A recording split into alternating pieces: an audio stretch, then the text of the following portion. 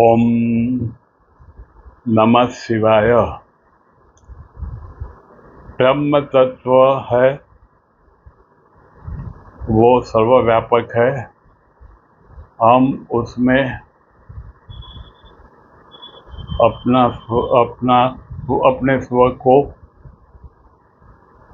फैला दे, क्योंकि जो कम है वही खम है। खम बोलेगा तो निराकार, निर्विकार। जिसमें निराकार है और निर्विकार तो है, उसमें ही सुख और समृद्धि और शांति है। जो अल्प है वो मरणीय है, उसमें आप उसमें निवास करते हैं तो दुख भोगों को भोगना पड़ता है।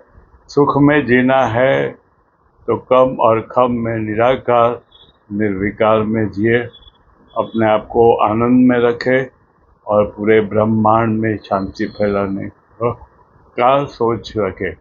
हमारे शांति फैलाने से शांति फैलती नहीं, लेकिन हमें शांति फील होती है, क्योंकि लाइक अटैक्स, लाइक हम जो भेजते हैं संसार में, वो वापस होके अपने पास ही आता है। तो अस्तु, हमें शांति प्राप्त हो, पूरे ब्रह्मांड में सुख हो, आनंद हो, ब्रह्म तत्व की अनुभूति सभी को हो। अस्तु।